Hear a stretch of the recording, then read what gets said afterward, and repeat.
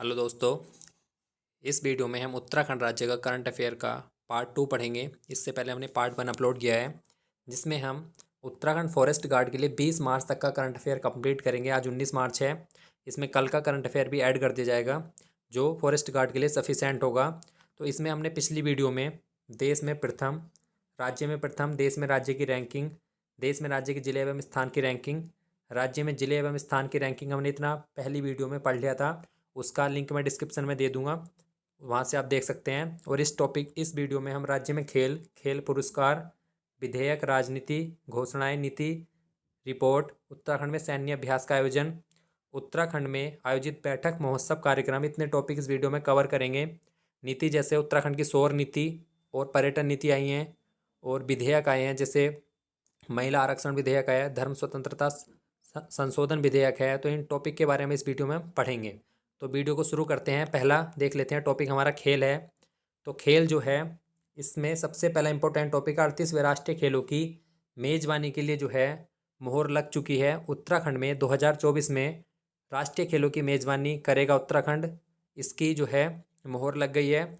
38वें राष्ट्रीय खेल होंगे ये। इससे पहले 37वें राष्ट्रीय खेल जो है वो 2023 में गोवा में आयोजित होंगे, और 36वें राष्ट्रीय खेल जो हैं वो 2022 में गुजरात में हुए हैं, जिसमें उत्तराखंड को 1 गोल्ड सहित 18 पदक मिले हैं।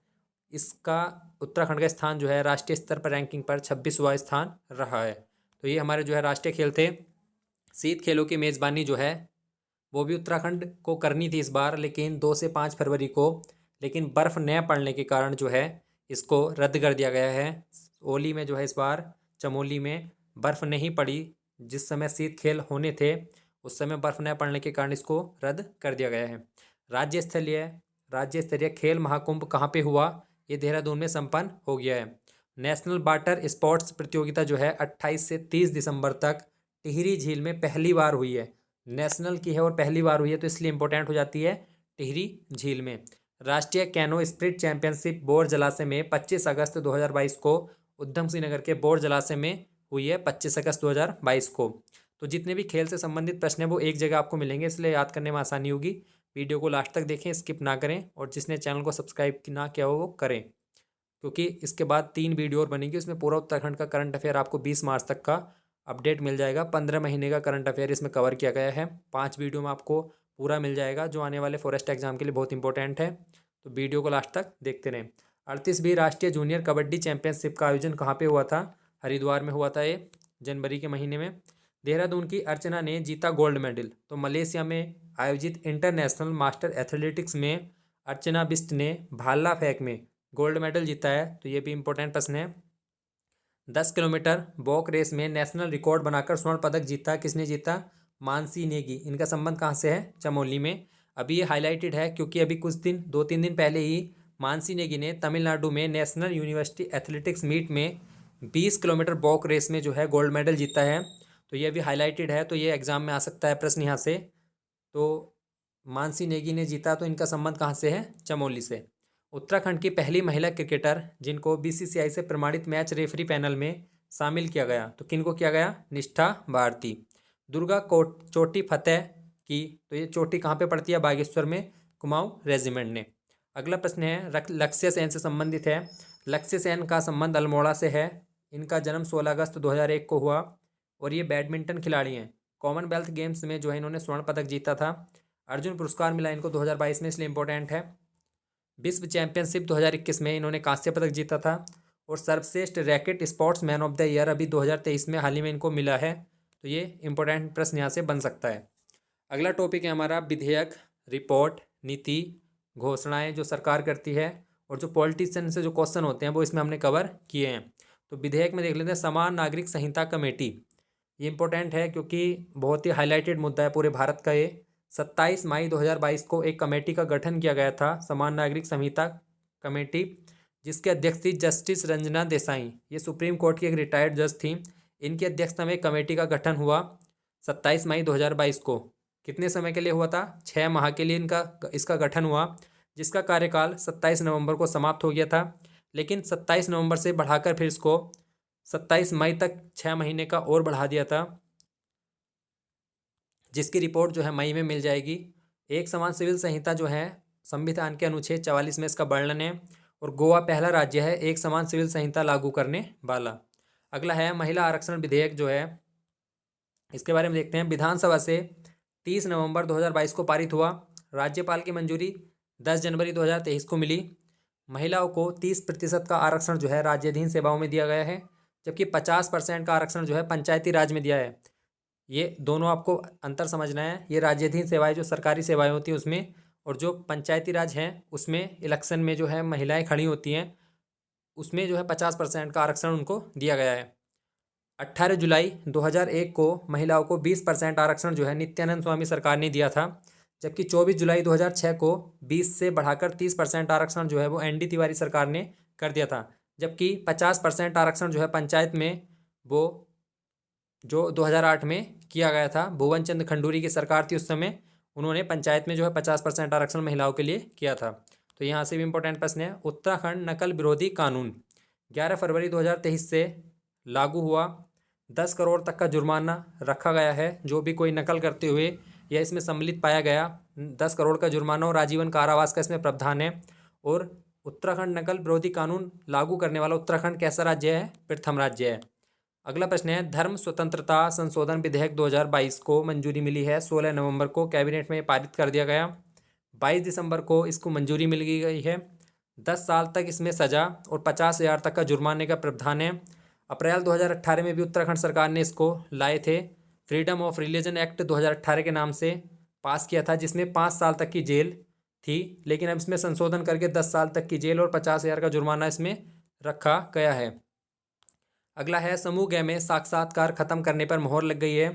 कुल अंकों का 10% से ज़्यादा नहीं हो सकता। जैसे 100 अंकों का पूर्णांक है तो उसका इंटरव्यू 10 नंबर का होगा मात्र।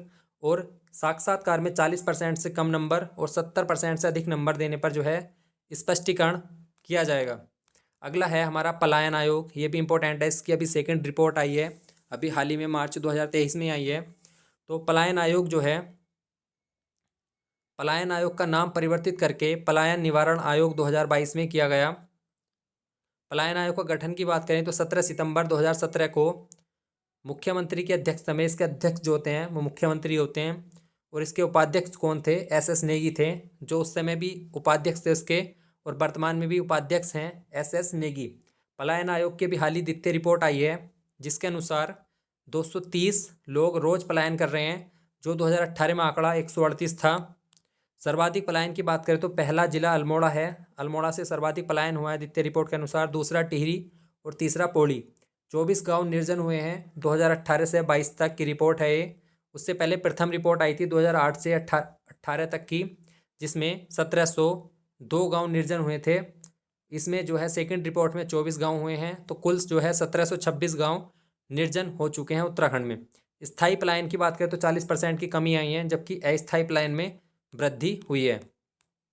अगला है पर्यटन नीति 2023। अभी हाल ही में जो कैबिनेट की बैठक है, हमारा जो अभी सत्र चला है गैरसैंण चमोली में, उसमें इस पर मोहर लग चुकी है। पर्यटन नीति 2023 यह है 2030 तक प्रभावी रहेगी। इंपॉर्टेंट है। सब्सिडी को बढ़ाकर 25% से 50% कर दिया है। और राज्य के जो शहर हैं उसको 3 श्रेणी में बांटा है। इंपॉर्टेंट है, पूछ सकते हैं कि पर्यटन जो संशोधन नीति है हमारी 2023 में, उसके अनुसार शहर, राज्य के जो शहर हैं उसको कितनी श्रेणी में बांटा है? तो 3 श्रेणी में। किस लिए बांटा है? जो श्रेणी ए के शहर है वो उनको 25% सब्सिडी दी जाएगी, श्रेणी बी के 35% सब्सिडी, श्रेणी सी के 50% सब्सिडी उनको दी जाएगी। स्टैंप ड्यूटी में 100% तक की छूट जो है दी जाएगी स्टैंप ड्यूटी में। लेकिन कुछ गतिविधि और हैं, जैसे heli tourism, caravan tourism, adventure, cab operator, electronic वाहन के लिए जो है निवेश करने पर 100% तक का अनुदान दिया जाएगा। अब देख लेते हैं श्रेणी ए में कौन कौन से शहर हैं। हरिद्वार, नैनीताल, उधम सिंह नगर, देहरादून, रानीखेत, अल्मोड़ा तहसील। जो अल्मोड़ा की रानीखेत और अल्मोड़ा तहसील हैं ये श्रेणी ए में आती हैं, जबकि जो शेष क्षेत्र है वो श्रेणी बी में आएगा। देहरादून जिले का कालसी क्षेत्र, चक्राता, त्यूनी, बागेश्वर का गरुण, पौड़ी जिले का कोटद्वार, लैंसडौन, यमकेश्वर, धूमाकोट, टिहरी गढ़वाल की धनोल्टी और नरेंद्र नगर तहसील ये श्रेणी बी में आएंगी। श्रेणी सी की बात करें तो उत्तरकाशी, चमोली, चंपावत, रुद्रप्रयाग, पिथौरागढ़, बागेश्वर जिले का शेष क्षेत्र, पौड़ी और टिहरी जिले के शेष क्षेत्र जो श्रेणी बी में शामिल नहीं थे। तो उनको सी में रखा गया है और सी वालों को 50% तक की सब्सिडी दी जाएगी। तो ये करंट का क्वेश्चन है। अब देख लेते हैं अगली नीति हमारी उत्तराखंड राज्य सौर ऊर्जा नीति 2023। दिसंबर 2027 तक प्रदेश में 2500 मेगावाट बिजली का उत्पादन किया जाएगा, ये सौर ऊर्जा नीति के तहत कहा गया है। और 70% स्थानीय युवाओं को जो है रोजगार इसमें देना कंपलसरी कर दिया है। अगला है उत्तराखंड स्टार्टअप नीति में भी संशोधन किया गया है 2023 में। आगामी 5 साल में 1000 स्टार्टअप जो हैं बनाने का इसके अकॉर्डिंग लक्ष्य रखा गया है। अगला है राज्यसभा सीट पर कल्पना सैनी जो है निर्विरोध चुनी गई थी, ये जून में चुनी गई हैं, जिन्होंने प्रदीप टम्टा का स्थान लिया है। वर्तमान में राज्यसभा सीट पर जो सदस्य हैं वो हैं कल्पना सैनी, नरेश बंसल और अनिल बनूली जो है इस समय उत्तराखंड की 3 सीटें हैं राज्यसभा सीट, उस पर ये सदस्य हैं। अगला प्रश्न है 2025 तक जो है वो ड्रग्स फ्री का लक्ष्य भी रखा गया है। वाहन खरीद नीति 15 फरवरी 2023 को लागू हो गई है। प्राकृतिक कृषि करने के लिए जो है 5,000 रुपये देगी राज्य सरकार। जंगली जानवरों से मौत होने पर जो है 6 लाख तक का मुआवजा देने का प्रावधान है। अगला है उत्तराखंड में जो सैन्याभ्यास हुए हैं, तो ये इंपॉर्टेंट है, ये आने वाले एग्जाम में आपको जरूर मिलेगा। भारत उज्बेकिस्तान सेनाओं के मध्य हुआ है अभ्यास, पिथौरागढ़ में आयोजित हुआ है। किस नाम से हुआ है? दुस्तलिक नाम से ये आयोजित हुआ है। ये कौन सा संस्करण था? चौथा संस्करण था भारत उज्बेकिस्तान की सेनाओं के बीच में, और ये 14 दिन तक चला है, 20 फरवरी से 5 मार्च तक। इसमें 45 सैनिकों ने भाग लिया है। तो कहाँ पे आयोजित हुआ है? इसका आयोजन हुआ है पिथौरागढ़ में। अगला है भारत अमेरिका युद्ध अभ्यास 2022, जिसका 18वां संस्करण ओली चमोली में हुआ है 2022 में। अगला है हमारा हवाई अड्डे से कुछ करंट के प्रश्न हैं। जोली ग्रांट हवाई अड्डे का नाम अटल जी के नाम पर होगा, ये 2018 से प्रोसेस चली आ रही है, लेकिन इसमें अब जो आज के न्यूज़पेपर में भी करंट में है, अटल जी के नाम पर जो है जोली ग्रांट हवाई अड्डे का नाम होगा। राज्य में पिथौरागढ़ हवाई अड्डे का विकास कौन करेगा? तो ये वायुसेना करेगी। ये बहुत ही इंपॉर्टेंट प्रश्न है। राज्य में पिथौरागढ़ हवाई अड्डे का विकास करेगी वायुसेना, ये भी अभी 2-4 दिन पहले के प्रश्न है। वायुसेना का 3 दिवसीय अभ्यास कहाँ पे चल रहा है? हुआ है, मतलब अभी कंप्लीट हो गया है। चिन्यालीसोड़ हवाई अड्डा उत्तरकाशी में, माँ गंगई हवाई पट्टी के नाम से इसको जाना जाता है, चिन्यालीसोड़ हवाई पट्टी को। अंतर्राष्ट्रीय हवाई अड्डे तथा ग्रीन हवाई अड्डे के रूप में विकसित किया गया है। पंतनगर हवाई अड्डे को अंतर्राष्ट्रीय हवाई अड्डे के रूप में विकसित किया जा रहा है। तो ये हमारा जो है अभी आगे भी है। उत्तराखंड में बैठक महोत्सव कार्यक्रम आयोजन, ये अगला टॉपिक है हमारा, तो इसके बारे में देखते हैं। क्षेत्रीय परिषद की स्थायी समिति की 15वीं बैठक हुई है, इंपॉर्टेंट है, देहरादून में। कौन सी बैठक हुई है? 15वीं बैठक हुई है देहरादून में। अगला है अंतर्राष्ट्रीय योग महोत्सव 1 से 7 मार्च तक हुआ है ऋषिकेश में, जिसका उद्घाटन सीएम पुष्कर सिंह धामी तथा पर्यटन मंत्री सतपाल महाराज ने किया था। G20 की बहुत इंपॉर्टेंट, ये करंट का भी प्रश्न है, करंट में 28 से 30 मई तक जो है G20 की उत्तराखंड में जो बैठक है वो 3 बैठक होने वाली हैं, एक रामनगर में और 2 ऋषिकेश में। इस डेट को देख लेना, 26 से 28 मार्च तक है। आज के न्यूज़पेपर में शायद 28 से 30 मार्च है, इसमें एक बार देख लेना इसको। रामनगर में होनी है chief science adviser round table कार्यक्रम, जिसमें 70 विदेशी मेहमान तथा 30 भारतीय प्रतिनिधि शामिल होंगे। तो इस डेट को एक बार देख लेना, और मैं इसको कंफर्म करके कमेंट बॉक्स में बता दूंगा। दूसरी बैठक जो है वो 25 से 27 मई तक ऋषिकेश में होगी।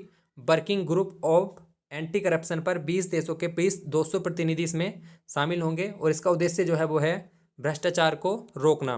तीसरी बैठक जो है वो 26 से 28 जून तक ऋषिकेश में होगी, वर्किंग ग्रुप ऑन इंफ्रास्ट्रक्चर की। तो ये तीसरी बैठक होगी। तो 3 बैठक G20 की जो है हमारे उत्तराखंड में होनी है इस बार, तो इसलिए बहुत इंपॉर्टेंट है। अब देख लेते हैं दिव्या नेगी जो हैं, उन्होंने राष्ट्रीय युवा संसद में उत्तराखंड का प्रतिनिधित्व कर टिहरी जिले का नाम रोशन किया है। ये टिहरी जिले से इनका संबंध है। दिव्या ने G20 सम्मेलन पर व्याख्यान दिया। ये राष्ट्रीय युवा संसद में जो है दिव्या नेगी ने जो है G20 सम्मेलन पर जो है व्याख्यान दिया था। किन्होंने? दिव्या नेगी ने। और इनका संबंध कहाँ से है? टिहरी जिले से। बजट की बात करें तो उत्तराखंड ने बजट में G20 की बैठक के लिए 100 करोड़ का प्रावधान किया है। अगला है हमारा ग्रामीण उत्तराखंड उद्यमिता समिट 2023 जो है गुल्लक नाम से देहरादून में आयोजित हुई है, ये भी इंपॉर्टेंट है। आकाश फॉर लाइफ सम्मेलन 5 से 7 नवंबर तक 2022 में देहरादून में हुआ है। उत्तराखंड के माड़ा गांव में आयोजित कार्यक्रम जो है पीएम मोदी जो आए थे उस समय 3400 करोड़ रुपए की परियोजनाओं का इन्होंने शिलान्यास किया। और एक लोकल फॉर वोकल का जिक्र इन्होंने किया था। इसका मतलब है कि देशवासियों से आग्रह किया, जो अन्य राज्यों के व्यक्ति हमारे उत्तराखंड में पर्यटन के उससे आते हैं वो 5% स्थानीय उत्पाद खरीदने पे जो है खर्च करें, और माड़ा को अंतिम गांव की जगह देश का प्रथम गांव माना, मतलब जितने भी देश की सीमा पे जो गांव हैं उनको अंतिम गांव न मानकर पहला गांव कहा जाए। तो ये जो है मोदी जी ने कहा था। तो ये हमारा जो है आज उत्तराखंड करंट अफेयर का पार्ट 2 था। इसके बाद 3 पार्ट और समथिंग बनेंगे। 5 पार्ट में जो है 1 जनवरी 2022 से 20 मार्च 2023 तक जो है 15 महीने का करंट अफेयर इसमें कंप्लीट हो जाएगा, जो उत्तराखंड फॉरेस्ट के लिए इंपॉर्टेंट है। अगली वीडियो में है हम उत्तराखंड की योजनाएं, मिशन, पुरस्कार, ये टॉपिक के बारे में पढ़ेंगे। उत्तराखंड की संस्कृति, मेले, उत्तराखंड का भौगोलिक करंट अफेयर, उत्तराखंड में जो स्थापित चीज़ें हुई हैं, ये अगली वीडियो में हम ये टॉपिक देखेंगे। तो चैनल को जिसने सब्सक्राइब नहीं किया ज़रूर करें, और जिससे आपका आने वाली वीडियो को आपको नोटिफिकेशन मिल जाए, और आपका करंट अफेयर जो है तैयार हो जाएगा। ये बहुत अच्छे से बने हुए नोट्स हैं। तो पहली वीडियो जो है उसका लिंक डिस्क्रिप्शन में दे दूंगा मैं, उसको आप देख सकते हैं। ये दूसरा पार्ट था। धन्यवाद।